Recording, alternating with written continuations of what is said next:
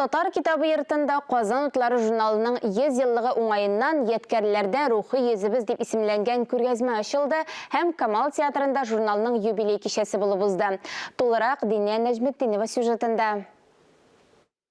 Казан утлары журналы татар телендәге иң мөһим әдәби һәм иҗтимагый сәяси басмады татар әдәбияты тарихы музее һәм Шәриф Камалның мемориаль фотиры мөдире Айдар Шәйхин. Аның битләрендә татар халкының тарихы һәм ил тарихы контекстындагы татар әдәбиятының үсеше чагыла.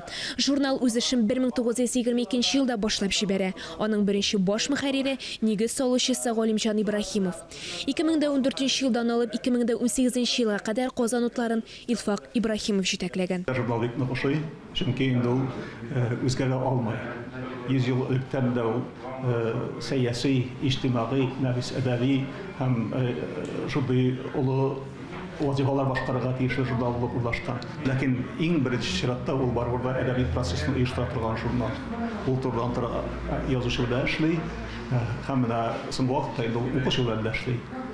Журналда 40-тан артык рубрика бар. Шушыны тулыландыру өчен формат яктан гына килеп, журналны чыгарганда формат яктан гына килсәң дә, аның эштәлеге бик бай була.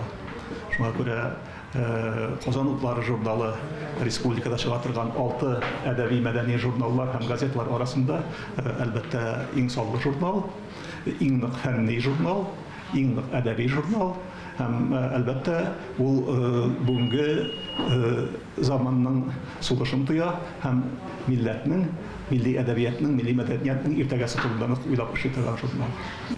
Казан утлары исемен әлеге журналга 1961 елның июнендә бирәләр. 2018 елдан бирле баш мөхәррире вазифасын Рөстәм Галиуллин җитәкли. Безнең Казан утларының битендә 100 еллык тарихы бар һәм шушы Россия төбәкләрендәге һәм Россиядә гомумән төрки илләрдәге журналлардан чыгартылганда безнең бер уникальлек дип әйтим инде, үзенчәлегебез бар. Казан утлары журналы 100 ел дәвамында бер кайчанда чыгудан туктамаган.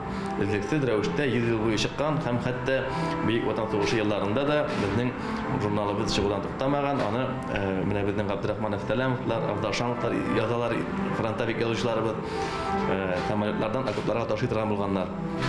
Һәм менә дөрес әйткәндә Казан утларында нинди генә баш мөхәррир эшләсә дә, кем генә эшләсә дә, аның иң зур казанышы шушы 100 ел элек салынган традицияларны саклау булып калачак. Казан утлары журналының юбилей кичәсе Галиаскар Камал театрында концерт белән дәвам итте.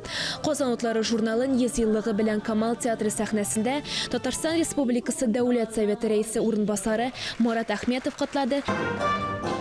Әлбәттә, Казан утлары безнең әдәби журналыбыз буларак, аңа эчтәлекле тамашачы кабул итәрдәй, ул һәм тыңлый торган, яратып укый торган, әлбәттә, язмалар, шигырьләр, повесть, хикәя, романнар кирәк. Һәм Казан утлары журналына Татарстан президенты Рөстәм Миңнехановның һәм Татарстан Республикасы Дәүләт Советының рәхмәт хатларын тапшырды. Сәхнәдә Казан нуры оркестры, җырчылар Рүзилә Бәдретдинова, Рөстәм Асаев, Алина Шәрәбҗанова күңел кыларын тибрәтерлек җырларын башкарды. Мәңге яшә, Казан утлары дигән теләктә Динә Нәҗметдинова, Таһир Хәсәнов, Татарстан яңалыклары.